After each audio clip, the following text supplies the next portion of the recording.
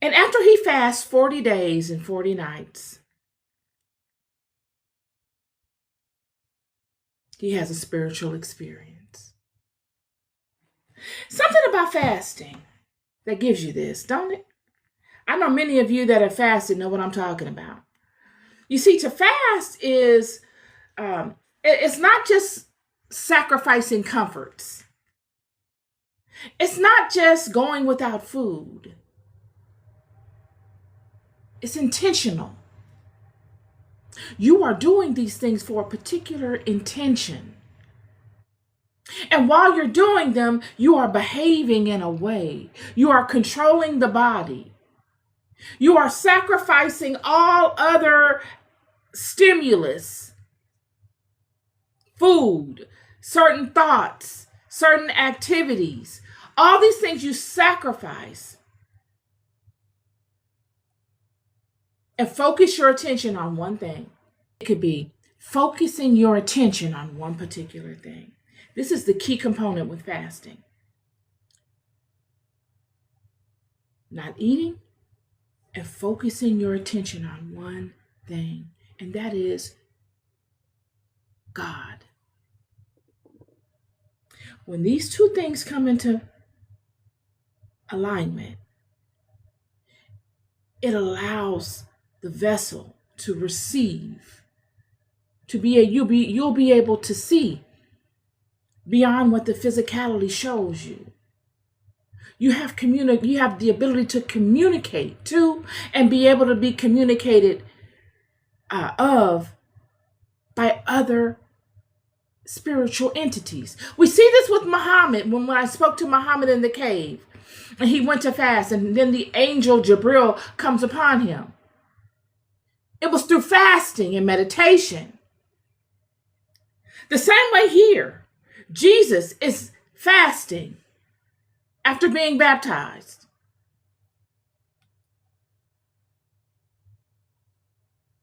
And God would allow the devil to come upon him. And the devil comes upon Jesus and he asks him a couple of things, all having to do with what? Need. Up until this point, Jesus is not needy of anything. Jesus is whole. He comes forth whole. He doesn't need anything.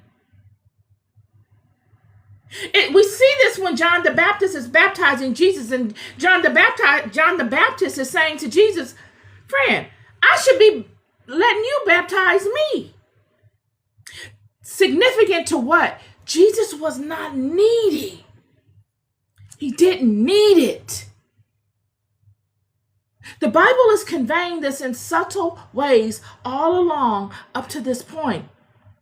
Jesus is whole.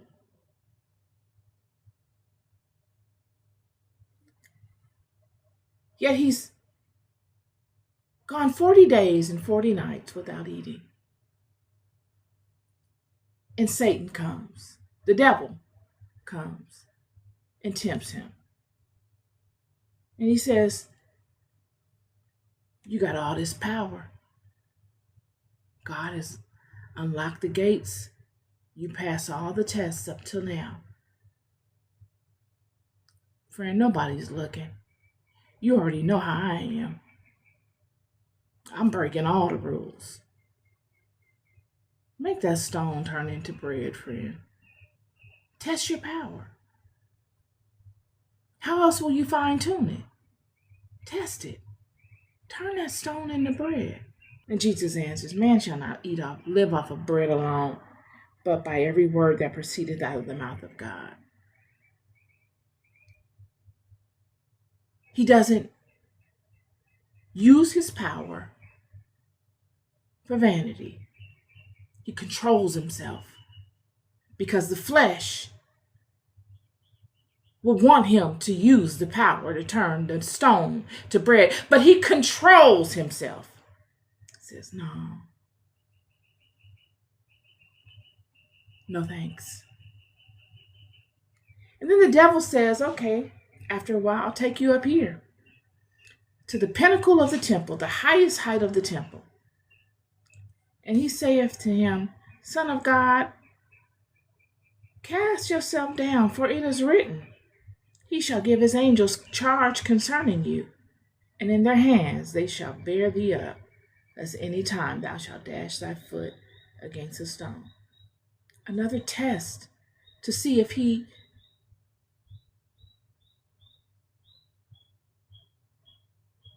will use his power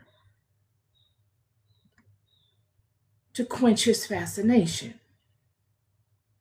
Jesus knows he has power. But the power, what Satan is doing right now up to this point, is looking to provoke Jesus in the form of thoughts as to how he can go about implementing strategies to see how the power works. You see, when God gives you power, friend, you feel it. You know you have it. But it's not something that you just go around utilizing for your fancy to see how it works. The power there is there dormant within you for God to lead you to spaces along your walk that God has mandated you to wield the power in. And only then, lest you corrupt the power. See, the power is not like witchcraft. You know, I said this before. Witches only get good at being witches by doing witchy stuff. Now, you got good witches out here that go around doing things and mediating between situations and using the Holy Spirit to assist them in doing so. And you got wicked witches out here. You got witches out here, friend, that you'll be doing Bible studies and Sunday services, and you'll be in the middle of prayer and they'll even try to throw a curse on you. They have no regard for God. Regardless to what vertical you may be honoring, it don't matter. They don't have regard for God, period. Which is a learning curve for them. They'll learn from that. Because all of that goes back to them eventually.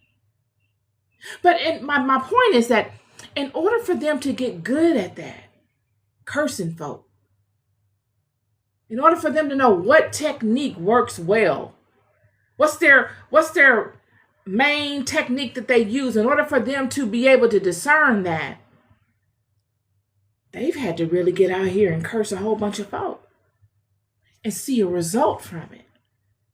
What we see here with God, with Jesus and the devil, is the devil looking to get Jesus to test the powers of which God has trusted Jesus with, so that Jesus can feel his ego, so that he can know, okay, I know how to do this really good because I did it for a bunch of leisurely nothing stuff, lessening the power that God has put in Jesus. You see, people don't know this. And this is for all of you that are either being attacked by witches or that have. When a witch is focused on you, friend, and doing everything that they can to attack you, let them. If you're covered with God, friend, that thing is going to bounce off of you. God might even let them think that they're winning. Just a little bit. To keep them enthralled in it, so that they keep pouring energy into it. Because after a while, friend, they will have depleted all of their spiritual essence. They would have given you all of their power. And then they will need to go around siphoning like vampires. And even in siphoning, they'll never get enough. They'll never get that level back up because they've exhausted all of it for nothing. All of it will work to your benefit. And Jesus says unto him, It is written again that thou shalt not tempt the Lord thy God.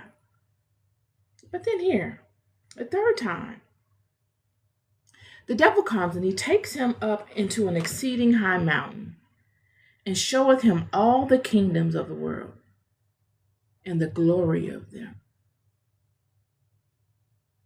All the kingdoms of the world and the glory of them. In order for the devil to show Jesus such things, he must have access to such.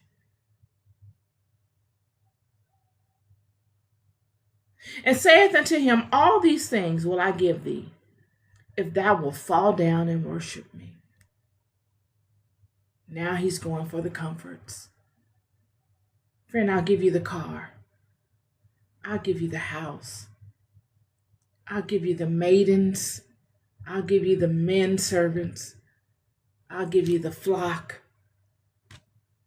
Fall down and worship me. After all that the devil did to provoke Jesus by way of ego, comforts, he couldn't do it.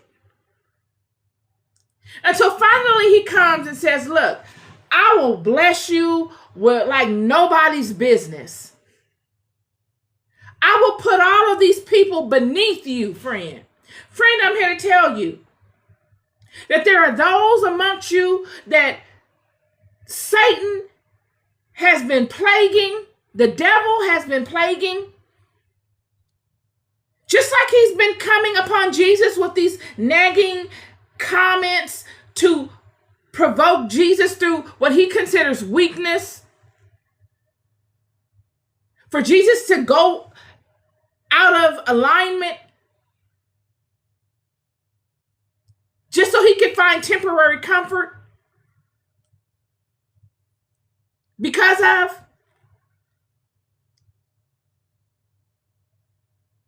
But what he really wants is for you to need him.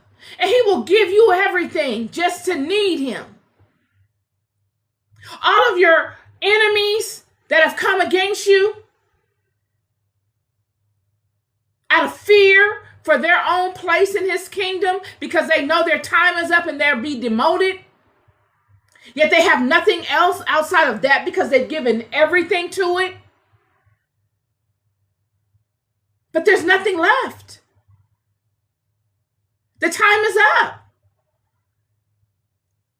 And so they make you their enemy.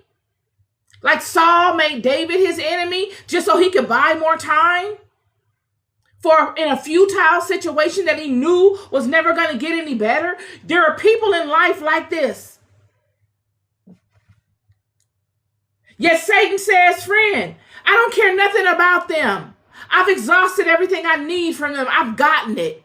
And they've gotten everything that I said I was going to give them. Fair exchange, no robbery. But for you, I will make you head of them.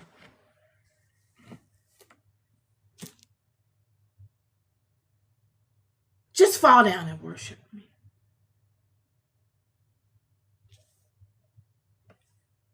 After it was all said and done, he comes with the truest aspect of his intention. I need you to need me.